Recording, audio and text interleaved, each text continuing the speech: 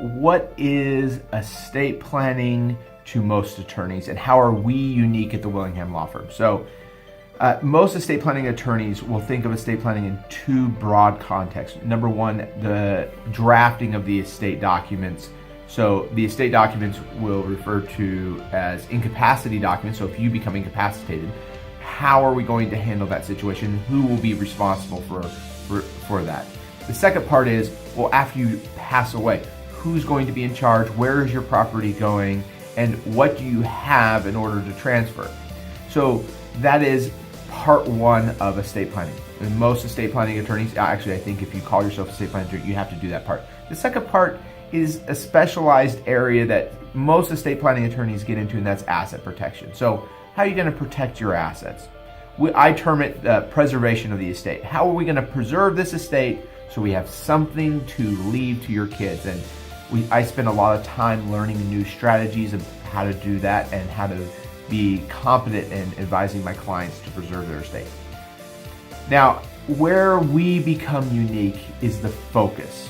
So most estate planning attorneys that are doing this are focusing on the assets. I've learned over 5,000 estate planning clients that assets are important, but it isn't the assets that are the primary concern, it is the relationship. So at the Willingham Law Firm, our focus primarily is how do we preserve the relationship?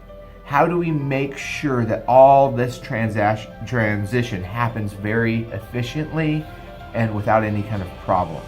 In addition, I highly encourage my clients to develop that relationship by leaving more than just their assets, by taking the time to film themselves and leave the family stories behind. These to me are the most important things. That is the greatest legacy that we leave, are the relationships with those that we love, not the assets. And it hit me really hard many years ago.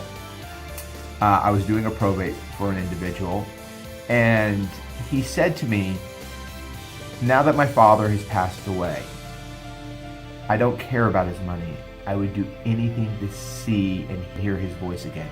And at that point I realized no one had filmed his dad at any point talking or doing anything. The stories were now left to paper, and that relationship could have been preserved if just a little time was taken to record this information. So I think it's the most important part.